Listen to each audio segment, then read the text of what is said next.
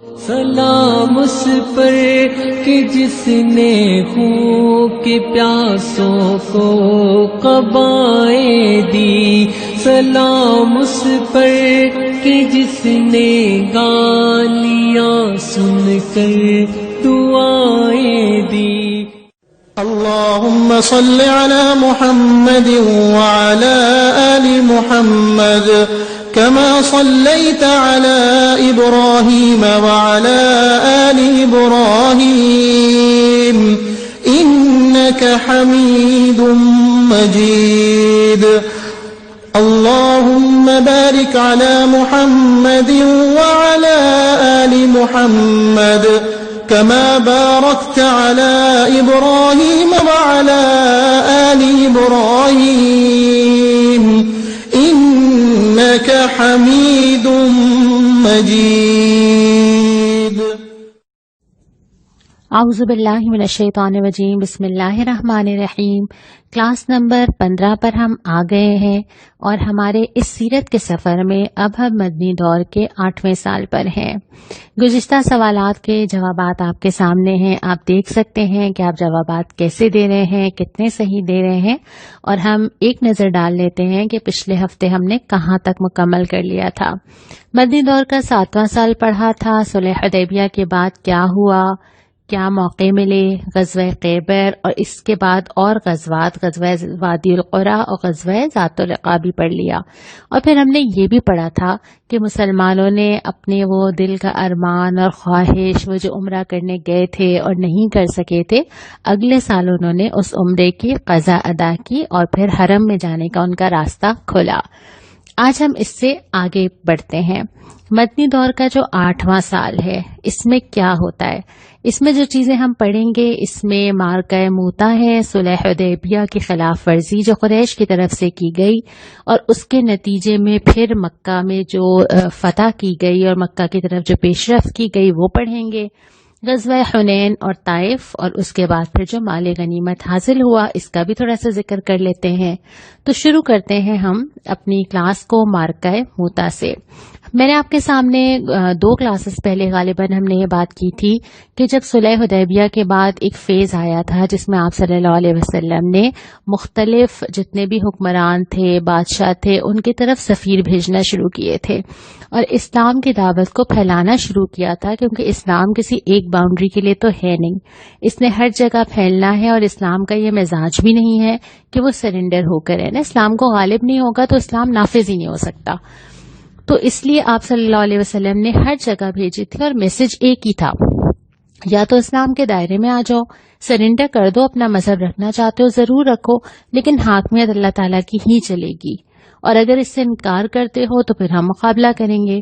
اب اسی طرح بصرہ کی طرف آپ صلی اللہ علیہ وسلم نے حضرت حارث بن عمیر رضی اللہ تعالیٰ عنہ کو بھیجا، لیکن راستے ہی میں ان کو ایک مقام پر ایک گورنر نے قید کیا اور پھر شہید کر دیا۔ اچھا، عرب میں یہ ہوتا تھا، دشمنیاں تو سالہ سال نسلوں تک چلتی تھیں، لیکن اس دشمنی کے جو قاعدے تھے اس میں سے ایک یہ تھا کہ سفیر کو کچھ نہیں کہا جاتا تھا نا، اس کو امان دی جاتی تھی۔ لیکن یہ بہت ہی بڑی اور بہت ہی جری حرکت تھی کہ آپ کسی کے سفیر کو ہی قتل کر دیں۔ جب آپ صلی اللہ علیہ وسلم کو یہ معلوم ہوا تو آپ کو بہت رنج ہوا، اور پھر اس کے بعد پھر آپ نے یہ اعلان فرمایا کہ ہمیں اس کا بدلہ لینا ہوگا۔ اس وقت بس یہ ذہن میں تھا کہ ایک مقام پہ جا کے اور اس کا بدلہ لیا جائے گا، بہت بڑی جنگ کا تصور نہیں تھا۔ تو آپ نے جب اعلان فرمایا تو لوگ جمع ہوئے اور تقریباً 3000 کا لشکر تیار ہو گیا۔ اس میں پھر آپ صلی اللہ علیہ وسلم نے سپہ سالار حضرت زید بن حارثہ رضی اللہ تعالیٰ عنہ کو بنایا، اور یہ بھی ہدایت فرما دی کہ اگر کہیں حضرت زید نہ رہیں تو اس کے بعد پھر حضرت جعفر رضی اللہ تعالیٰ عنہ اور اس کے بعد حضرت عبداللہ بن رواحہ رضی اللہ تعالیٰ عنہ کی ذمہ داری ہوگی۔ اور اس کے ساتھ ساتھ جو جنگی ہدایات دی گئی نا، وہ جنگی ہدایات پڑھ کے مجھے بھی یہ لگ رہا تھا اور آپ کو بھی سن کے یہی لگے گا کہ اسلام کا مزاج کتنا پیارا ہے کہ وہ اللہ کی راہ میں نکلنے والوں کو یاد دلاتا ہے کہ ڈرنا اللہ سے ہے، اور یہ بھی یاد دلاتا ہے کہ دیکھو دوستی اور دشمنی دونوں اللہ کے لیے، اس میں نفس کہیں نہ آئے، زمین میں فساد کہیں نہ آئے، زمین والوں کو تم سے کہیں کوئی نقصان نہ ہو، لوگ تمہاری طرف دیکھیں تو ان کو امن نظر آئے۔ اور آپ صلی اللہ علیہ وسلم نے جو ہدایات فرمائی اس میں پہلی یہ تھی کہ دعوت اسلام کی دینی ہے، جہاد فی سبیل اللہ ہے، اپنی جان کے لیے تو نہیں ہے نا، کوئی بدعہدی نہیں، کوئی خیانت نہیں، کوئی ایسی چیز نہیں ہے۔ دوسری بات یہ کہ چاہے وہ بچہ ہو، عورت ہو، بزرگ ہو، راہب ہو، جو کہ دنیا کے معاملات سے لینا دینا نہیں ہے، ان میں سے کسی کو قتل نہیں کیا جائے گا۔ اور یہ تو انسان ہے، اس کے علاوہ زمین میں بھی نہ درخت کاٹا جائے گا، نہ عمارت گرائی جائے گی۔ اور ایک لشکر، میں نے اس سے یہ سیکھا کہ اپنی زندگی کے اندر بھی انسان کو کوئی چیز بھی اللہ کے خوف سے بے نیاز نہ کر دینا، چاہے وہ دشمنی ہے اللہ کے لیے ہی ہے، لیکن اس میں بھی یاد رکھنا ہے کہ اپنی ہر چیز کا اللہ تعالیٰ کو جواب دینا ہے۔ اس کے بعد پھر یہ لشکر آگے بڑھتا ہے۔ آگے بڑھنے کے بعد جب یہ نکلتے ہیں تو پھر ان کو جا کے پتہ چلتا ہے کہ سامنے سے تو بہت بڑی فوج آ رہی ہے اور 1,00,000 افراد لے کر جو ہیں وہ خیمہ ڈال چکے ہیں اور جمع ہو چکے ہیں۔ ان کو تو پتہ ہی نہیں تھا، یہ تو اس ارادے سے نکلے ہی نہیں تھے۔ اب ہو گیا کنفیوژن کہ اب کیا کریں۔ کچھ لوگ کہہ رہے تھے نہیں واپس چلتے ہیں، مدینہ جاتے ہیں، بتاتے ہیں، سوچتے ہیں۔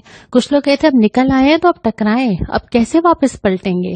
2 دن لگ گئے اور لوگ سوچتے رہے کیا کریں کیا کریں، لیکن پھر آخر میں حضرت عبداللہ بن رواحہ رضی اللہ تعالیٰ عنہ کی بات پر عمل کیا گیا۔ جو انہوں نے رائے دی تھی وہ بھی میں ابھی آپ کے سامنے رکھتی ہوں، لیکن میں خاص طور پہ حضرت عبداللہ بن رواحہ رضی اللہ تعالیٰ عنہ کا کردار آپ کے سامنے ضرور رکھنا چاہتی ہوں، جو کہ ایک سیمپل ہے نا صرف۔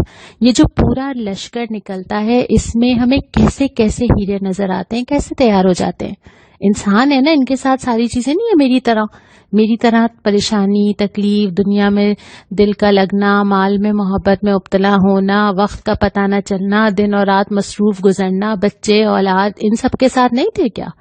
حضرت عبداللہ بن رواحہ کے الفاظ یاد رکھنے والے اور مورخین نے یاد رکھے ہیں جو کتابوں میں ملتے ہیں کہ جب لشکر وہاں سے نکل رہا تھا مدینہ سے، اسی وقت جو انہوں نے دعا مانگی تھی، وہ دعا شاید میں تو نہیں مانگ سکتی، میرے اندر تو ہمت ہی نہیں ہے۔ وہ دعا کیا تھی کہ اللہ میں مغفرت کا تو مانگتا ہوں، لیکن میں تلوار کی کاٹ بھی مانگتا ہوں، اور میں یہ مانگتا ہوں کہ کسی کا نیزہ جو ہے وہ میرے ہاتھوں، میری آنتوں، میری جگر کے پار اتر جائے۔ میں اس کا سوال کرتا ہوں تاکہ لوگ کہیں کہ یہ ہے وہ جسے اللہ نے ہدایت دی۔ مانگ سکتے ہیں یہ دعا، ہمت نہیں ہے نا۔ اور یہی حضرت عبداللہ بن رواحہ جب سامنے سے لشکر آتا ہے تو وہ لوگ کنفیوز ہو رہے ہوتے ہیں نا اب کیا کریں، تو وہ کہتے ہیں کہ خدا کی قسم یہی تو شہادت ہے جس کی طلب میں ہم نکلے۔ ہماری لڑائی میں تعداد، قوت، کثرت، ہمارا تو مقابلہ ہی نہیں ہے، ہم تو دین کی وجہ سے لڑتے ہیں، اور 2 بھلائیاں ہیں نا، یا تو غالب آ جائیں گے یا شہید ہو جائیں گے۔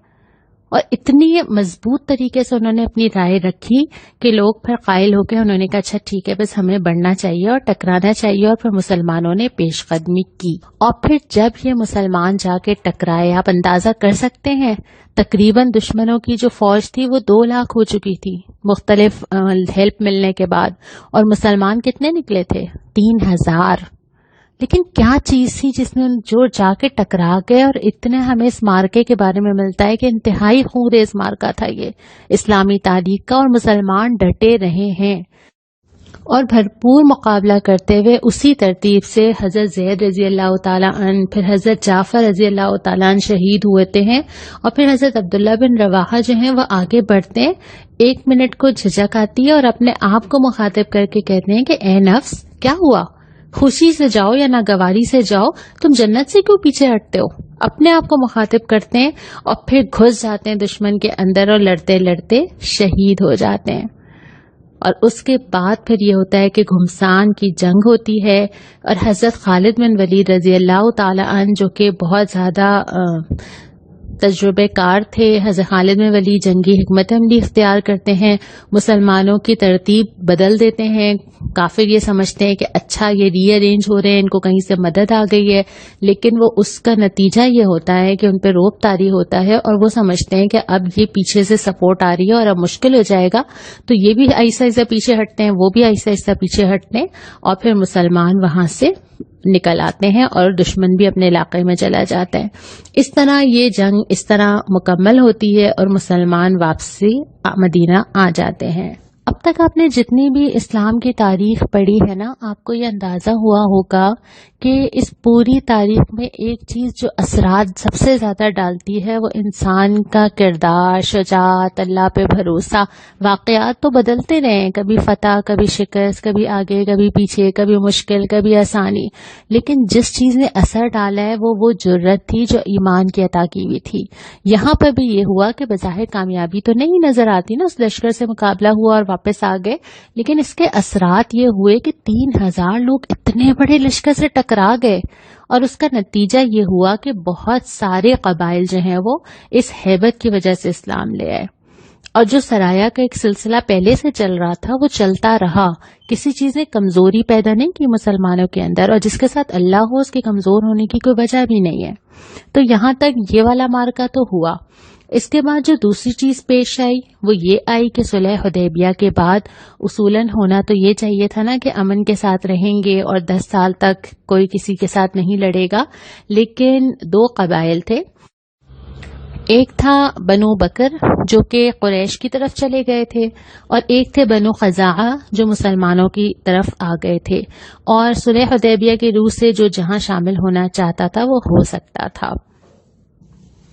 لیکن ہوا کیا کہ معاہدہ توڑتے ہوئے ایک تو بنو بکر نے بنو خزاعہ پہ حملہ کر دیا، ان کی پہلے سے دشمنیاں چل رہی تھی نا، تو رات کی تاریکی میں حملہ انہوں نے کیا، اور اس کے ساتھ مزید یہ ہوا کہ قریش نے ان کی مدد بھی کی جو کہ آپ صلی اللہ علیہ وسلم کے علم میں آ گئی، اور جب یہ ہوا تو پھر یہ انڈرسٹوڈ تھا کہ اچھا معاہدہ اب قریش نے توڑ دیا۔ قریش کی طرف سے ابو سفیان پھر مدینہ آتے ہیں، اس وقت تک تو ظاہر اسلام نہیں لائے تھے، اور مدینہ آنے کے بعد بڑی کوشش کی کہ کسی کو بھی بیچ میں ڈال کے جو ہے وہ سفارتی تعلقات بہتر کیے جائیں، اپنی پوزیشن کلیئر کی جائے۔ حضرت ابو بکر، حضرت عمر، حضرت فاطمہ، مختلف چیزیں ملتی ہیں کہ کہیں سے کوئی ایسا مل جائے جو کہ ان کے بہاف پہ سفارش کرے، لیکن ظاہر ہے کسی نے بھی ان کو یہ کندھا نہیں دیا، اور پھر اس کے بعد یہ ہوا کہ آپ صلی اللہ علیہ وسلم نے جنگی تیاری کا حکم دے دیا کہ ہم مکہ کی طرف جائیں گے، اور پھر مکہ کی طرف مسلمان روانہ ہوئے۔ یہ مسلمانوں کا لشکر انتہائی خاموشی کے ساتھ مکہ کی طرف بڑا، تیاری کی جا چکی تھی، 10,000 افراد ساتھ شامل تھے، اور پھر یہ وہی مسلمان تھے جو کہ ہم نے پڑھا کس طرح وہ مکہ سے نکلے تھے نا، پہلے نکلے تھے، پھر عمرہ کرنے آئے تھے، پھر داخل نہیں ہونے دیا گیا تھا۔ اب جو مسلمان جا رہے تھے ان کی شان بالکل مختلف تھی، اب یہ وہ کمزور مسلمان نہیں تھے جو دبا لیے گئے تھے، لیکن یہ شان، یہ غلبہ ایسے ہی تو نہیں آیا تھا نا، کتنی قربانیاں لی گئیں، کتنا جانچے گئے، کتنا بار بار ایمان آزمایا گیا، کتنی تکلیفیں اٹھائیں، سب کچھ اللہ کے لیے لگایا، پھر جا کے وہ وقت آیا کہ اللہ تعالیٰ نے ان کو دکھایا کہ اللہ تمہارے ساتھ ہے۔ ہم بہت جلدی سے دعا مانگ لیتے ہیں نا، اللہ دین کو غلبہ عطا کر، ہم یہ بھول جاتے ہیں کہ اس میں ہمارا کردار کیا ہے، ہماری قربانیوں کا لیول کیا ہے، کیا کیا اللہ کے لیے لگا دیا۔ اس کے بعد جا کے پھر انسان یہ توقع کرتا ہے کہ اللہ اب کچھ نہیں بچایا آپ سے نا، اب دے دیجئے۔ تو یہ وہی مسلمان ہیں جو پچھلے سال سے اپنی ہر چیز قربان کرنے کے بعد اب اللہ تعالیٰ ان کی آنکھوں کو ٹھنڈا کر رہا ہے، اور اب جب وہ مکہ میں داخل ہوتے ہیں تو آپ صلی اللہ علیہ وسلم 3 طرح کے لوگوں کو امان دیتے ہیں۔ ایک یہ جو ابو سفیان کے گھر میں گھس جائے، ایک وہ جو اپنا دروازہ بند کر لے، اور ایک وہ جو مسجد حرام میں داخل ہو جائے۔ ان کو امان دینے کے بعد اللہ اکبر، آپ صلی اللہ علیہ وسلم اپنے ساتھیوں کے ساتھ مکہ معظمہ پہنچ جاتے ہیں۔ جاء الحق وزهق الباطل ان الباطل کان زہوقا۔ حق نے تو آنا ہی ہوتا ہے، حق نے تو غالب ہونا ہی ہوتا ہے، بس اللہ تعالیٰ نے یہ دیکھنا ہوتا ہے کہ اس غلبے کے لیے کس نے کیا کیا۔ ہم اپنا حصہ ڈالیں گے، اپنے لیے اجر لے جائیں گے، اپنے لیے جنتیں لے جائیں گے، نہیں ڈالیں گے، اللہ تعالیٰ نے تو دین غالب کرنا ہے، اللہ تعالیٰ کو میری اور آپ کی ضرورت نہیں ہے نا۔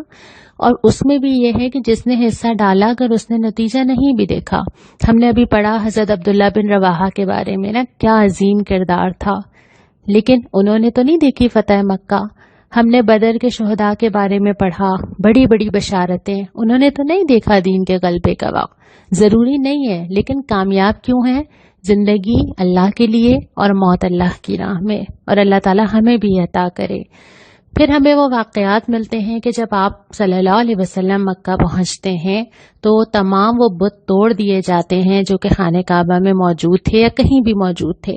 آپ صلی اللہ علیہ وسلم نماز ادا کرتے ہیں، قریش سے خطاب کرتے ہیں اور عام معافی کا اعلان کر دیتے ہیں.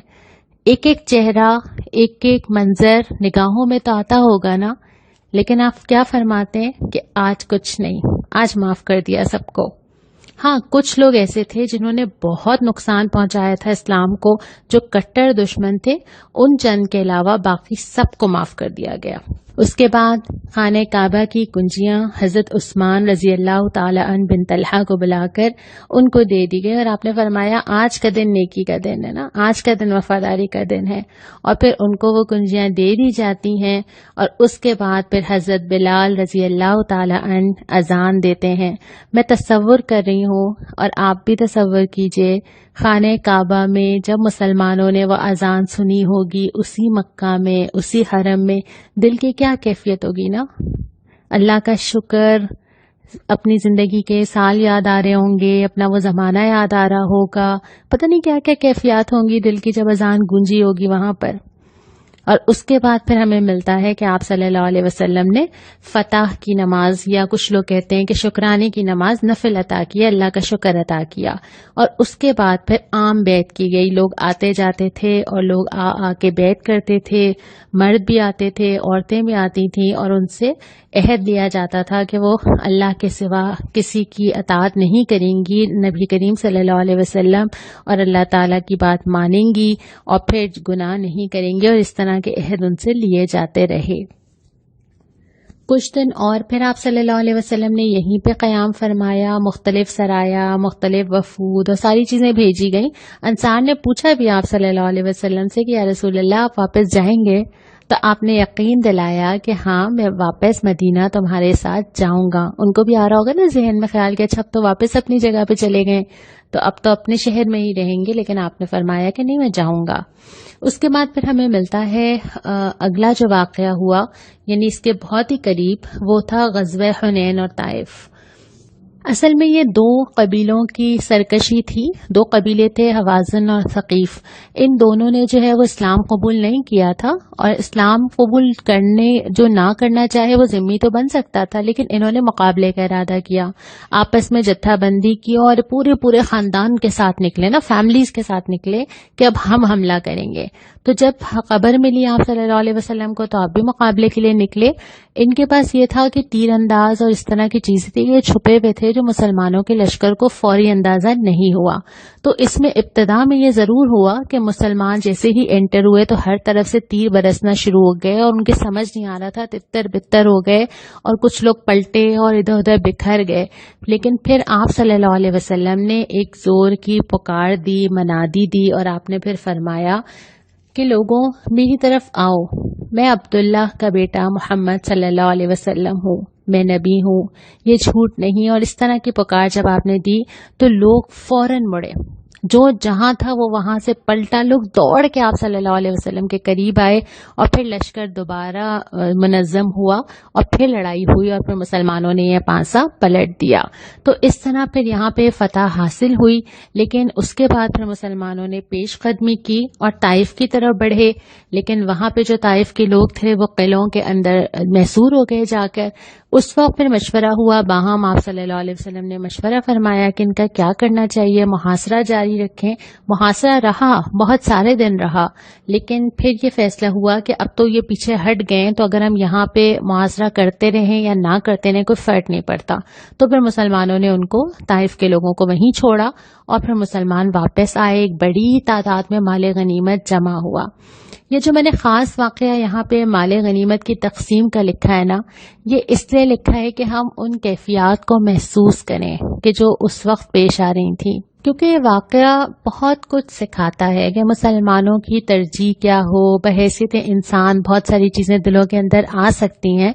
ہوا یہ کہ جب مال غنیمت تقسیم ہو رہی تھی تو آپ صلی اللہ علیہ وسلم نے، جو نئے نئے لوگ اسلام لا رہے تھے نا، جو کہ پہلے تو ساتھ نہیں تھے، تو آپ صلی اللہ علیہ وسلم نے ان کو جو ہے وہ عطیے دینے شروع کیے. کہ اور آپ نے کچھ لوگوں کو بہت زیادہ مال بھی دے دیا نا، کہ کچھ لوگوں نے مانگا، کچھ کو آپ نے زیادہ دے دیا. اس وقت ایک دل میں خیال انصار کے آیا کہ ساری قربانیاں ہم نے دی، ہم نے اتنا ساتھ دیا، اور اب جو ہے یہ لوگ ایسے ہی مال لے کے جا رہے ہیں. انسان کی فطرت ہے نا، آ سکتا ہے یہ خیال کہ سارا مال تو ان کو مل رہا ہے، انہوں نے کیا کیا دین کے لیے. لیکن پھر جب آپ صلی اللہ علیہ وسلم کے کان تک یہ بات پہنچی تو آپ نے پھر حضرت سعد رضی اللہ تعالی عنہ سے فرمایا کہ تم سب کو وہاں پہ جمع کرو. اب جب سارے انصار جمع ہو گئے نا، اب وہ جملے میں آپ کے سامنے رکھتی ہوں. آپ صلی اللہ علیہ وسلم نے اللہ تعالیٰ کی تعریف کر کے پھر آپ نے فرمایا کہ اے انصار کے لوگوں، یہ مفہوم ہے جو میں بیان کر رہی ہوں آپ کے سامنے. یہ جو بات میرے پاس یا میرے علم میں آئی ہے کہ تم لوگوں کے دل میں کوئی ایسی بات ہے، تو کیا ایسا نہیں ہے کہ جب میں تمہارے پاس آیا تم لوگ گمراہ تھے نا، اللہ نے تمہیں ہدایت دی، تم لوگ آپس میں دشمن تھے، اللہ تعالیٰ نے دل جوڑے تھے نا. تم لوگوں نے کہا بالکل ٹھیک بات ہے، صحیح تھا. پھر آپ صلی اللہ علیہ وسلم نے اگلا سوال کیا اور آپ نے پوچھا کہ تم مجھے جواب دو. انہوں نے کہا ہم کیا جواب دیں، یقیناً یہ اللہ اور رسول کا فضل ہے. آپ نے فرمایا کہ دیکھو تم جو کہہ سکتے ہو نا، اور وہ تم ٹھیک کہو گے، وہ کیا ہے کہ آپ صلی اللہ علیہ وسلم جب ہمارے پاس آئے آپ کو جھٹلایا گیا تھا، ہم نے آپ کی تصدیق کی. آپ کو کوئی مدد نہیں کر رہا تھا، ہم نے آپ کی مدد کی. آپ کو دھتکار دیا گیا تھا، ہم نے آپ کو ٹھکانہ دیا. آپ محتاج تھے، ہم نے آپ کی غمگساری کی. اور آپ صلی اللہ علیہ وسلم کے الفاظ سن کے مجھے دل میں محسوس ہو رہا ہے تو ان لوگوں کو کیسا ہو رہا ہوگا کہ اللہ کے نبی قدردانی فرمانے نا کہ تم ہی تھے، واقعی تم نے یہ سب کچھ کیا، ایسا نہیں تھا کہ تم نے دین کے لیے کچھ نہیں کیا. لیکن جو اگلا سوال آپ صلی اللہ علیہ وسلم فرماتے ہیں کہ انصار کے لوگوں، تم اپنے دل میں اس دنیا کی اس دولت کے لیے ناراض ہو رہے ہو، یہ جو چھوٹی سی چیز ہے. اے انصار، کیا تم اس سے راضی نہیں ہو لوگ اونٹ اور بکریاں لے کے جائیں، تم اللہ کے رسول صلی اللہ علیہ وسلم کو اپنے ساتھ لے کے جاؤ. اس ذات کی قسم جس کے ہاتھ میں میری جان ہے، اگر ہجرت نہ ہوتی میں انصار کا ہی فرد ہوتا. سارے لوگ ایک راستے پہ چلیں، انصار دوسرے راستے پہ چلیں، تو میں انصار کے راستے پہ چلوں گا. اے اللہ رحم فرما انصار پر، ان کے بیٹوں پر اور ان کے بیٹوں کے بیٹوں پر. اس کے بعد ہمیں کیا روایت ملتی ہے کہ آپ صلی اللہ علیہ وسلم کے الفاظ سن کے لوگ اتنا روئے اور انہوں نے کہا کہ یا رسول اللہ ہم راضی ہیں کہ ہمیں رسول اللہ صلی اللہ علیہ وسلم ملے. کتنی بڑی، یہ کہنا چاہیے کہ کتنا بڑا ریوارڈ ہے یہ کہ آپ صلی اللہ علیہ وسلم فرماتے ہیں کہ لوگوں کو لے جانے دو مال، تمہیں اللہ کا رسول مل جائے، اور کیا چاہیے. اور یہ کیسے ملا کہ تم نے اس وقت دین کا ساتھ دیا. اور آج بھی اگر دین کا ساتھ دینے والا کوئی نہ ہو، اگر دین پہ عمل کرنے والی میں اکیلی ہوں، چاہے اپنے معاشرے میں، چاہے اپنے گھر میں، چاہے اپنے خاندان میں، تو میرے لیے یہ امپورٹنٹ نہیں ہے. میرے لیے امپورٹنٹ کیا ہے کہ اللہ اور اس کا رسول صلی اللہ علیہ وسلم مجھ سے راضی ہو جائیں اور میں ان لوگوں کے ساتھ ہوں قیامت کے دن جو اللہ کے دین پر چلتے ہیں، جو اللہ کے دین کا ساتھ دیتے ہیں، جو سنت کو زندہ کرتے ہیں. اللہ تعالی ہم سب کو ان لوگوں میں سے بنائے. اس سال کے جو اہم واقعات تھے اس میں حضرت ابراہیم رضی اللہ تعالیٰ عنہ کی پیدائش تھی، نماز کسوف کی یعنی سورج گرہن کی نماز کی ادائیگی کا حکم تھا، حضرت زینب رضی اللہ تعالیٰ عنہا جو آپ صلی اللہ علیہ وسلم کی صاحبزادی تھیں ان کا انتقال تھا. صرف ایک سوال میں نے آج کے اس واقعے سے نکالا ہے جو میں چاہتی ہوں کہ آپ مجھے جواب دیں، وہ یہ کہ جو حضرت عبداللہ بن رواحہ رضی اللہ تعالیٰ عنہ کا کردار میں نے آپ کے سامنے رکھا نا، ایک مثال ہے یہ کیسے بنتا ہے کردار، کیا چیز تھی جس نے ان کو دین کی راہ پہ ثابت قدم رکھا. اس ہفتے انشاءاللہ تعالی ہم اس پہ بات کریں گے اور اگلے ہفتے ہم بالکل اختتام کی طرف جا رہے ہیں اور ہم مدنی دور کا 9واں سال پڑھیں گے انشاءاللہ تعالی. السلام علیکم ورحمۃ اللہ. نے جھولیاں بھرتی فقیروں کی، سلام اس پر کہ مشکیں کھول دی جس نے اسیروں کی.